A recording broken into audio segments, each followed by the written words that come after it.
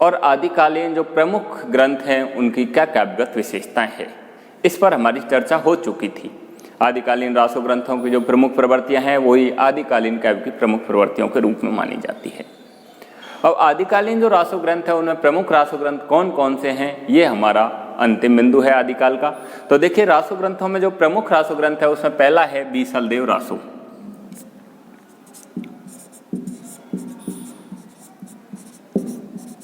बीसलदेव रासो, इसके जो लेखक हैं वो हैं नरपति नाले।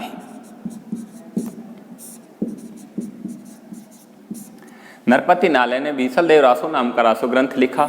यह हमारे रासो ग्रंथों में सर्वश्रेष्ठ रासो ग्रंथ के रूप में माना जाता है। यह एक प्रेमपरक रचना है जिसमें अजमेर का जो शासक है विग्रहराज चतुर्थ, जिसको बीसलदेव के नाम से जाना जाता है, उस विग्रहराज चतुर्थ और परमारवंशी राजा भोज है उसकी जो कन्या थी राजमती, उन दोनों के प्रेम की कथा है। ये रासो ग्रंथ 4 अंकों में लिखा हुआ है। पहला जो अंक है उसमें राजा बीसलदेव, विग्रहराज और रानी राजमती के प्रेम विवाह की कथा है। उनका विवाह हो जाता है।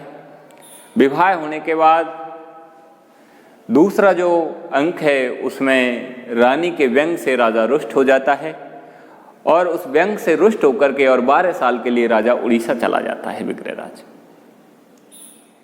तीसरा जो अंक है वो रानी के विरह को लेकर है। राजा के विरह में रानी किस तरह से वियोग में किस तरह दुखी होती है, किस तरह अपने संदेशों को राजा तक भेजने के लिए किस तरह विभिन्न प्रकार के माध्यमों को संदेशवाहक के रूप में प्रयोग करती है, उसका वर्णन इसके तृतीय अंक में है। चतुर्थ अंक में फिर राजा और रानी के पुनर्मिलन की कथा है।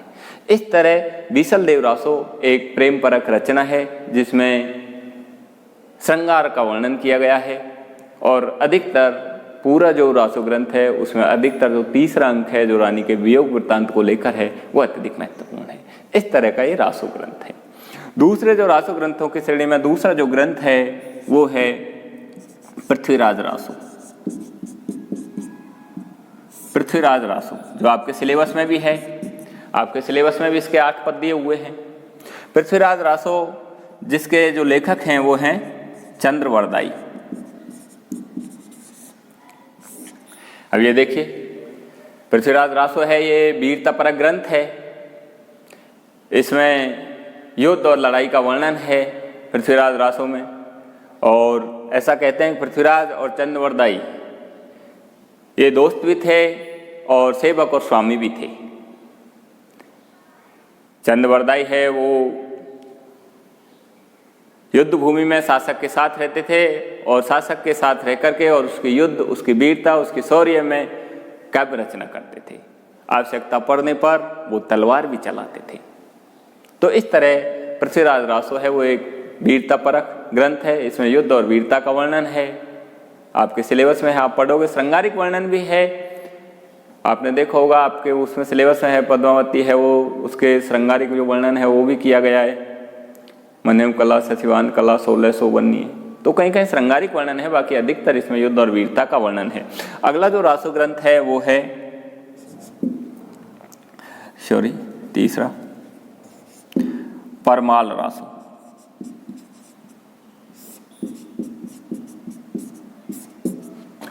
जिसके लेखक हैं जगनिक। अब देखिए परमाल रासो, ये परमार वंश चंदेल वंशी राजा परमर्दी देव की वीरता को लेकर लिखा गया है जगनिक द्वारा। चंदेल वंशी राजा था परमर्दी देव, उनके ये दरबारी कवि थे जगनिक जी, और उनकी वीरता और उनके शौर्य को लेकर के उन्होंने परमाल रासो ग्रंथ लिखा। इस रासो ग्रंथ को एक लोक काव्य के रूप में माना जाता है। ये 2 वीर सामंत शासक थे, आहला और उदल। आला और उदल, उन दोनों सामंतों की उस वीरता को लेकर के और ये रासो ग्रंथ लिखा गया है। इस रासो ग्रंथ को उत्तर प्रदेश में आला या आला खंड के नाम से भी जाना जाता है।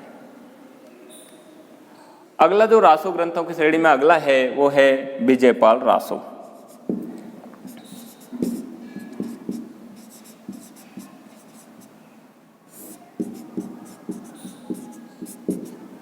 विजयपाल रासो, जिसके लेखक हैं नल सिंह।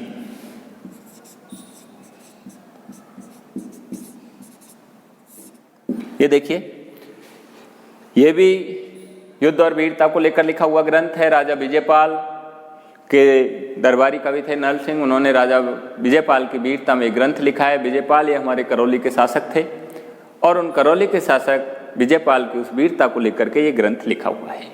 इसके मामले में ज़्यादा कुछ जानकारी कहीं मिलती नहीं है, इस तरह का ये ग्रंथ है। अगला जो रासो ग्रंथों की श्रेणी में अगला जो रासो ग्रंथ है वो है हम्मीर रासो।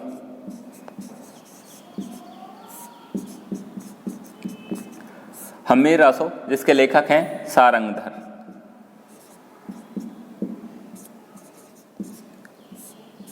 सारंगधर, अब देखिए इनके मामले में आपने सुन ही रखा होगा। राजा हम्मीर जो हमारे सवाई माधोपुर के हैं, वो राजा हम्मीर की उस वीरता को लेकर के, उनके शौर्य, उनके साहस की प्रशंसा करते हुए सारंगधर जी ने हम्मीर रासो नाम का काव्य लिखा। इसमें जो शासक हम्मीर है, सवाई माधोपुर के जो शासक हम्मीर है, उनकी वीरता का वर्णन है और ये भी एक वीरता परक ग्रंथ है। अगला जो ग्रंथ है वो है खुमान रासो।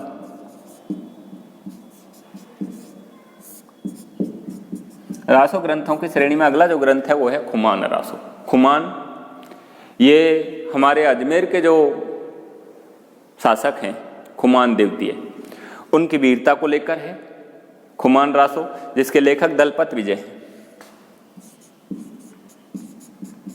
दलपति विजय, दलपति विजय नाम के जो लेखक है, उन्होंने हमारे जो चित्तौड़, जिसको हम उस समय मेवाड़ के नाम से जानते थे, उस मेवाड़ का जो शासक था खुमान द्वितीय, उस खुमान द्वितीय की वीरता को लेकर, उनके शौर्य, उनके साहस की प्रशंसा में एक काव्य रचना की गई है।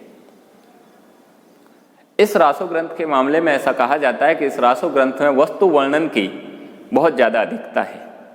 इसमें मेवाड़ में जो भी वहाँ के जो भी स्थल हैं, उनके विषय में वस्तु वर्णन की अधिकता है। खुमान रासो। अगला जो रासो ग्रंथों की श्रेणी में जो अगला जो लास्ट है वो है बुद्धि रासो।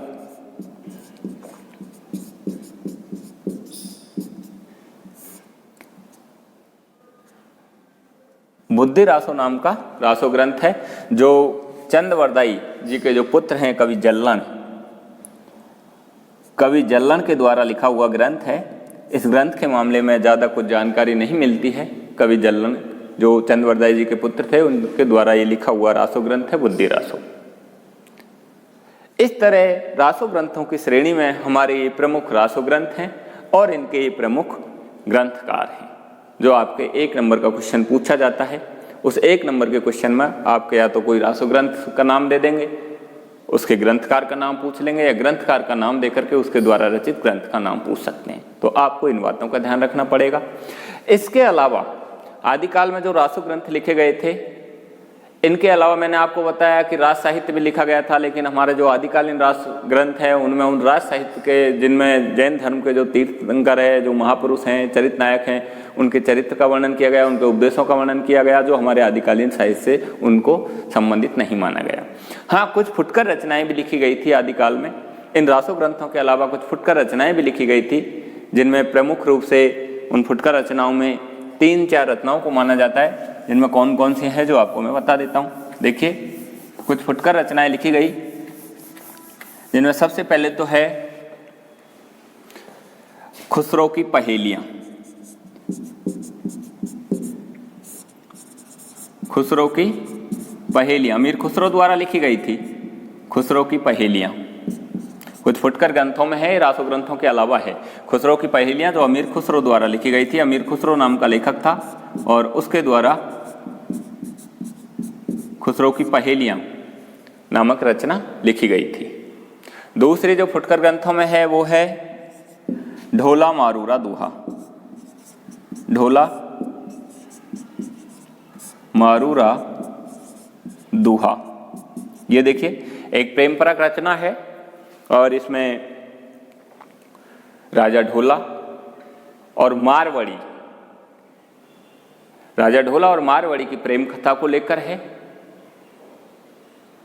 ढोला मारूरा दोहा, जिसके लेखक हैं कवि कल्लोल।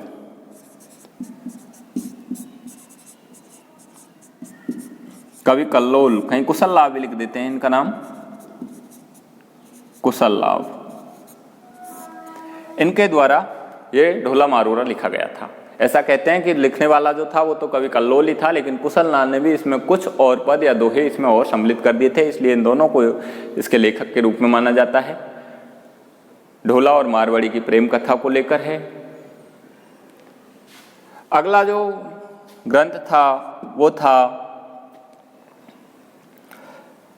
विद्यापति की पदावली।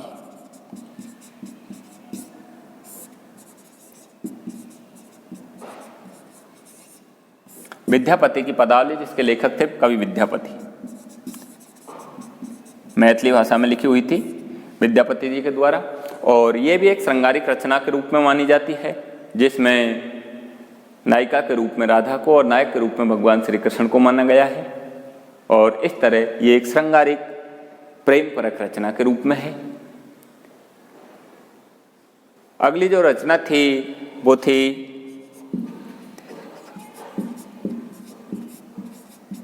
संदेश रासक। संदेश रासक नाम की रचना थी जिसके लेखक थे अब्दुल रहीम।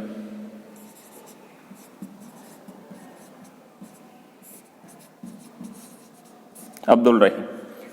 अब देखिए, ये इस तरह की फुटकर रचनाएं थी जो आदिकालीन या आदिकालीन उस युग में लिखी गई थी। इस तरह ये हमारा हिंदी साहित्य के आदिकाल के प्रमुख साहित्य था। यहीं आकर के हमारा हिंदी साहित्य का आदिकाल खत्म हो जाता है। इसके बाद अब हम चर्चा करेंगे हिंदी साहित्य के इतिहास का जो सेकंड चरण है, मध्यकाल। हिंदी साहित्य के इतिहास का जो सेकंड चरण है, मध्यकाल। अब हमारा आदिकाल खत्म हो चुका है, उसके बाद सेकंड है मध्यकाल, दूसरा है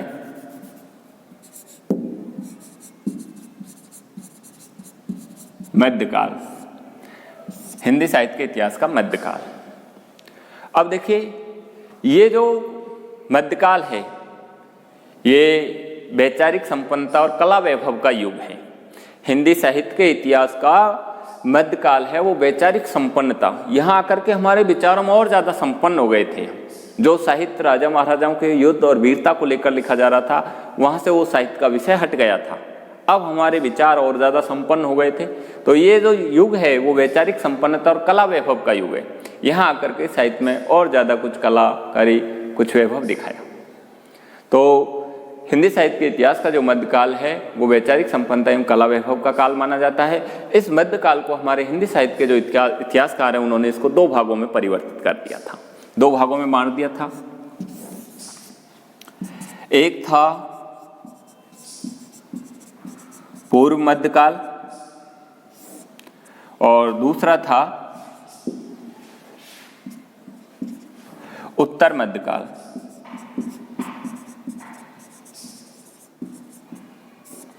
पूर्व मध्यकाल जिसको दूसरे रूप में किसके नाम से जाना गया?